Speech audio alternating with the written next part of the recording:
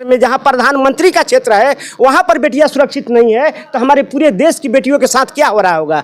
Sir, आप भी आए हुए हैं यहाँ पर, स्नेहा के घर पर आए हुए हैं, क्या कुछ जानकारी मिला है आप लोगों को? और सबसे बड़ी जिम्मेवारी बिहार के डिप्टी सीएम सम्राट चौधरी के ऊपर जा रही है, कारण कि उन्हीं के समाज की एक बेटी के साथ इस तरह की घटना सामने आई है और उत्तर प्रदेश में भाजपा की सरकार है। परिजनों के द्वारा जो कुछ बताया जा रहा है उससे तो लग रहा है कि उत्तर प्रदेश में पुलिस ही गुंडागर्दी कर रही है।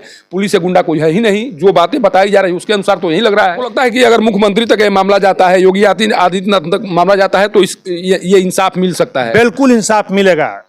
पाँव चौकी पर है, एक नीचे है जमीन पर, वैसे कोई सुसाइड हो ही नहीं सकता है। अगर बेटी के शव को सासाराम लाना दिया गया होता, परिजनों को पूरा भरोसा हो गया होता कि नहीं मेरी बेटी आत्महत्या की है, तब परिजनों के द्वारा इस तरह के आरोप नहीं लगाए जाते। जो शव का फोटो आया है उस फोटो को देखकर ऐसा लगता है कि वह आत्महत्या नहीं, वो मर्डर किया गया है। परिजनों के द्वारा ये आरोप लगाए जा रहे हैं कि पुलिस के द्वारा शव को यहाँ तक सासाराम तक नहीं लाने दिया गया।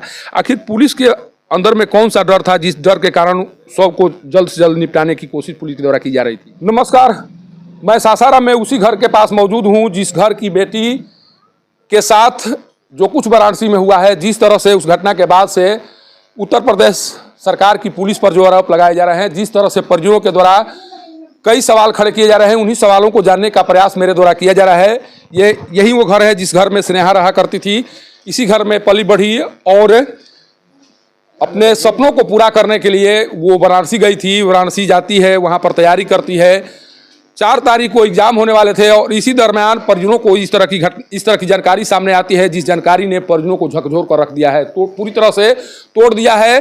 परिजन कुछ कर पाने की स्थिति में नहीं है, उन्हें पता ही नहीं चल पा रहा है कि आखिर उस बेटी के द्वारा इस तरह से क्यों किया गया। जो बात बताने की कोशिश की जा रही है, जिस तरह से उसे फंदे से लटकता हुआ दिखाकर यह बताने का प्रयास किया जा रहा है कि उसके द्वारा आत्महत्या किया गया है, लेकिन परिजन मानने के लिए तैयार नहीं है। परिजनों को विश्वास ही नहीं हो रहा है। माँ कह रही है कि हमने एक बहादुर बेटी को पैदा किया था, मेरी बेटी ऐसा कर ही नहीं सकती है। एक जाबाज बेटी कभी आत्महत्या नहीं कर सकती है और उसके साथ कहीं ना कहीं पहले उसके साथ बलात्कार किया गया, उसके बाद साक्ष्य को छुपाने के लिए उसकी हत्या कर दी गई है। चिल्ला कर माँ कह रही है, बता रही है लोगों से, वहाँ की पुलिस से, वहाँ की सरकार से गुहार लगा रही है। लेकिन सबसे बड़ी बात है कि अभी तक इस मामले का FIR तक दर्ज नहीं हुआ है, आवेदन का रिसीविंग तक नहीं दिया गया है। और इतना सब कुछ होने के बाद अब परिजनों को लग रहा है कि उनकी बेटी को इंसाफ नहीं मिल पाएगा, कारण कि जब ये परिजन पहुँचते हैं, शव को देखते हैं, तब उन्हें लगता है कि नहीं, वो बेटी आत्महत्या नहीं बल्कि उसके साथ कुछ इस तरह की घटना हुई है, जिस घटना को छुपाने में हॉस्टल के मालिक से लेकर पुलिस लगी हुई है और इसीलिए बेटी के शव को सासाराम नहीं लाने दिया गया।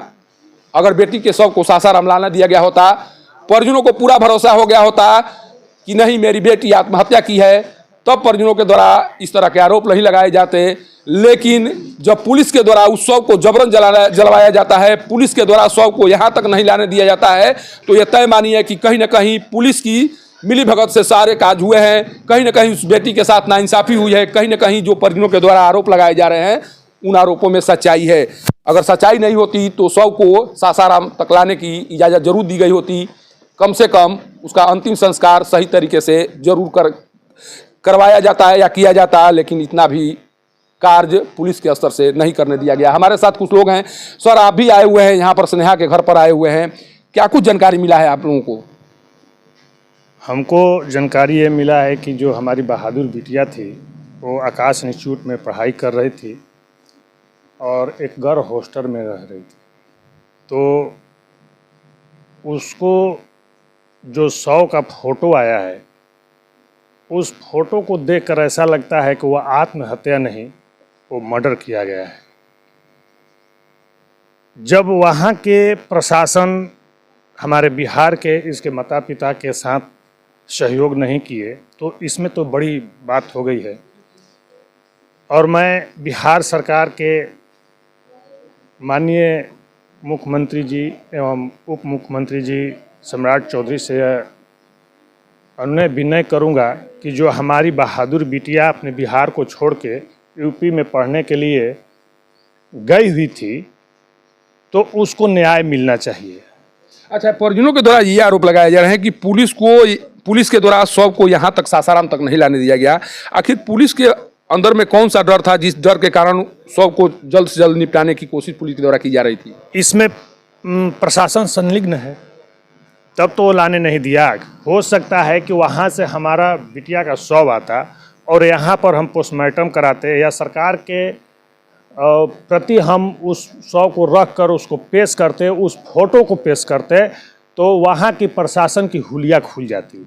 तो इसलिए प्रशासन ने शव बॉडी को वहाँ पर जलवा दिया ताकि कोई सबूत न रहे। लेकिन मेरा मानना है कि वो बेटिया जो है सुसाइड नहीं की है, उसका मर्डर हुआ है और इस पर सरकार को अग्रसर रहना चाहिए, तत्पर रहना चाहिए कि हमारे बिहार के बिटिया अगर बाहर पढ़ने जाती है तो वो सुरक्षित महसूस करे कि हमारा। लेकिन एक चीज जो कहा जा रहा है कि उत्तर प्रदेश में गुंडागर्दी नहीं है, उत्तर प्रदेश में कोई किसी बेटी को छेड़ नहीं सकता है, लेकिन पुलिस जिस तरह से अभी पेश आई है परिजनों के साथ या परिजनों के द्वारा जो कुछ बताया जा रहा है उससे तो लग रहा है कि उत्तर प्रदेश में पुलिस ही गुंडागर्दी कर रही है।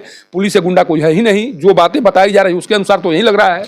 देखिए, ये जो बातें हैं ऊपर लेवल तक नहीं पहुंच रही है। इस बात को ऊपर लेवल तक पहुंचाने का काम सरकार की है। वहाँ के जो डीएसपी होंगे या थाना प्रभारी होंगे वो अपने लेवल में ही इस केस को निपटा दिए हैं। इस बात को जब ऊपर लेवल तक जाएगा, ऊपर जैसे मुख्यमंत्री हो गए, डीएम हो गए, वहाँ के गृह मंत्री हो गए, उनके पास जाएगा, तब वो कड़ी जांच करेंगे, तब जाके हमारी बिटिया को न्याय मिलेगा। मैंने आपको लगता है कि अगर मुख्यमंत्री तक ये मामला जाता है, योगी आदित्यनाथ तक मामला जाता है, तो ये इंसाफ मिल सकता है? बिल्कुल इंसाफ मिलेगा, इसमें कोई दो मत ही नहीं है। जिस तरह से उस बिटिया को शव को देखा गया है, जिसका फोटो आया है, उससे तो सीधा मर्डर साबित हो रहा है। एक अंधा व्यक्ति भी होगा जो उसको कम दिखाई भी दे रहा होगा, वो बता देगा कि नहीं, ये बिटिया सुसाइड नहीं की है, इसका मर्डर करके उस तरह से लटकाया गया है। एक पैर जमीन पर और दूसरा पैर जो है वहाँ पर चौकी पर आया, इस तरह से कोई फांसी लगाता है?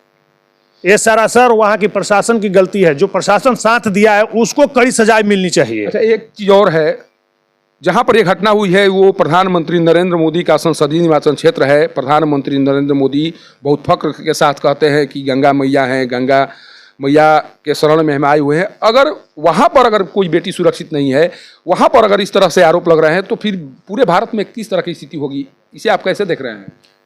देखिए, ये बात तो सही है कि वो नरेंद्र मोदी जो हमारे माननीय प्रधानमंत्री जी, उनका संसदीय क्षेत्र है और वहाँ का मुख्यमंत्री आदित्य जोगीनाथ जी हैं, तो इस बात को उनके तक पहुँचना चाहिए, उनके बड़े अल्ले अधिकारियों तक पहुँचना चाहिए, तब जाके छोटे लेवल के जो प्रशासन यह घिनौना काम किया है तब जाके सजाए मिलेगा। देखिए, जो बातें कर रहे हैं, सबसे बड़ी बात है कि सुरेंद्र जी हैं। चूंकि ये चेहरा है आपको सासाराम में हर उस दुख घड़ी में दिखाई पड़ता है जहां पर इनकी ज़रूरत होती है। पार्टी लेवल से ऊपर उठकर ये कोशिश करते हैं कि लोगों को इंसाफ मिल सके, लोगों को न्याय मिल सके। और यहाँ पर यह चेहरा इसलिए दिखाई पड़ रहा है कि जो बेटी के साथ होने की बात कही जा रही है, जो बेटी के साथ अपराध करने की बात सामने आ रही है, उसके बाद से सुरेंद्र जी भी आए हुए हैं। सुरेंद्र जी, आप इस घटना को कैसे देख रहे हैं? जिस तरह से आप भी अभी सुन रहे थे कि परिजनों के द्वारा किस तरह से आरोप लगाए जा रहे थे, इसके बाद आपको क्या लग रहा है? क्या वाकई में बेटी के साथ कुछ ज्यादती की गई है? बिल्कुल ज्यादती की गई है। जिस तरह से बेटी के ऊपर दाग, मारने का दाग, गला दबाने का दाग, और जिस तरह का फोटो आया है, चाहे जो फोटो दिखाया गया है, जो भाई साहब ने बोला अभी कि एक पाँव चौकी पर है, एक नीचे है ज़मीन पर, वैसे कोई सुसाइड हो ही नहीं सकता है। इसलिए कि वो खुद खड़ा ज़मीन पर दिखाई दे रहा है और उतना ही पर उसका फंदा लगा हुआ है कि कोई इस तरह से सुसाइड कर ही नहीं सकता। ये लीपा पोती करने का काम किया गया है, क्योंकि हमारे माननीय प्रधानमंत्री जी का वो संसदीय क्षेत्र रहा है कि पूरे देश में ये मैसेज आएगा कि प्रधानमंत्री जी के संसदीय क्षेत्र में अगर बेटियां सुरक्षित नहीं है तो पूरे देश की बेटियों को क्या हाल होगा। ये कानून व्यवस्था जो परिजनों के द्वारा, वहाँ के प्रशासन द्वारा जिस तरह से इन लोग को डरा धमका करके, धक्का मुक्की दे करके और ज़बरदस्ती डेड बॉडी न देना, और उस डेड बॉडी को ज़बरदस्ती जलवाया गया और ये धमकी दिया गया कि अगर तुम लोग किसी तरह का आवाज़ उठाते हो तो तुम लोग कानूनी कार्रवाई किया जाएगा और तुम लोग को गलत ही तुम ही लोग को फंसाया जाएगा। इससे साबित होता है कि यूपी में सरकार नाम की कोई चीज़ नहीं है। लेकिन बिहार में जो आरोप लगते रहे हैं राजद पार्टी की सरकार के ऊपर की जंगल राज है, अगर इस तरह की बात उत्तर प्रदेश में हो रही है, जो परिजन बता रहे हैं, इस तरह से पुलिस कर रही है, तो इसे क्या कहा जाए? देखिए, लालू राज में जो लोग बोल रहे थे कि जंगल राज था, जंगल राज था ही नहीं कभी। लालू जी को, परिवार को या उनके अधिकारियों को जिस तरह से फंसाया गया है, ये एक घृणित चेहरा था बीजेपी वालों का, और उन लोग को हमेशा उलझाने का, फंसाने का काम किया है इन लोगों ने, और बदनाम करने का काम किया है। जबकि असली गुंडा राज और जंगल राज यूपी में अभी आपको दिखाई दे रहा है, जो कि संसदीय क्षेत्र में, जहां प्रधानमंत्री का क्षेत्र है, वहां पर बेटियां सुरक्षित नहीं है, तो हमारे पूरे देश की बेटियों के साथ क्या हो रहा होगा। देखिए, इस तरह की घटना के बाद अक्सर जिसकी सरकार होती है उसके द्वारा आरोप लगाए जाते हैं कि सरकार की छवि को बदनाम करने के लिए विपक्षी पार्टियों के द्वारा इस तरह के आरोप लगाए जा रहे हैं। लेकिन जो परिजनों के द्वारा आरोप लगाए जा रहे हैं, उन आरोपों का जवाब उत्तर प्रदेश सरकार को देना चाहिए, पुलिस को देना चाहिए। परिजनों के द्वारा यह आरोप लगाए जा रहे हैं कि ठीक है, मेरी बेटी ने आत्महत्या ही की थी, तो उसके शव को सासाराम क्यों नहीं लाने दिया गया? पुलिस के द्वारा क्यों उस शव को जबरन जलवाने की कोशिश की गई? क्यों बेटी के शव को पूरी तरह से देखने नहीं दिया गया? वो साक्ष्य खोजने नहीं दिया गया, जिस साक्ष्य के आधार पर जो आरोप लगाए जा रहे हैं उसकी पुष्टि हो सकती थी। आखिर इतना काम पुलिस के द्वारा क्यों नहीं करने दिया गया? और इस तरह के आरोप अगर लग रहे हैं खासकर प्रधानमंत्री नरेंद्र मोदी के संसदीय निर्वाचन क्षेत्र में, तो इतना तय मानिए नरेंद्र मोदी जी कि दिल्ली में सरकार बनने के बाद जिस तरह से जश्न आपके द्वारा मनाए जा रहे हैं, उस जश्न पर कहीं ना कहीं पानी फेरने का काम इस तरह के आरोप जो लग रहे हैं उसके माध्यम से हो रहा है। अगर वाकई में आप चाह रहे हैं कि आपकी सरकार में बेटियां सुरक्षित रहें, निर्भीक होकर पढ़ाई कर सकें, तो जो परिजनों के द्वारा आरोप लगाए जा रहे हैं, जिस तरह से पुलिस पर गंभीर आरोप लगाए जा रहे हैं, उन आरोपों की जांच बड़े स्तर से कराने की जरूरत है। और सबसे बड़ी जिम्मेवारी बिहार के डिप्टी सीएम सम्राट चौधरी के ऊपर जा रही है, कारण कि उन्हीं के समाज की एक बेटी के साथ इस तरह की घटना सामने आई है। और उत्तर प्रदेश में भाजपा की सरकार है, भाजपा के आप भी डिप्टी सीएम हैं। अगर आप चाहेंगे तो बेटी को इंसाफ मिल सकता है। अगर आपके स्तर से इस मामले में दिलचस्पी नहीं ली गई, आपके स्तर से परिजनों की बातों को नहीं सुना गया, तो जिस तरह से विपक्षी पार्टियों के द्वारा इस मुद्दे को आगे लाने की कोशिश की जा रही है, उसके बाद आप ये नहीं कह सकेंगे कि विपक्षी पार्टियों के द्वारा हमारी सरकार को बदनाम करने की कोशिश की जा रही है। अगर आप इस मामले की जांच कराते हैं, इंसाफ के लिए आगे बढ़कर काम करते हैं, तो कोई भी आपकी सरकार को बदनाम करने की कोशिश नहीं करेगा। लेकिन इसके लिए आपको काम करना होगा, बताना होगा कि आपका समाज आपके साथ खड़ा है, तो हम भी अपने समाज के साथ खड़े हैं। स्नेहा के साथ नाइंसाफी नहीं होने दी जाएगी, मेरे रहते नहीं होने दी जाएगी, और इस पूरे मामले की तत्परता, गंभीरता और तालीमता के साथ जांच की जाएगी। सासाराम से पब्लिक न्यूज के लिए सत्येंद्र चौबे की रिपोर्ट।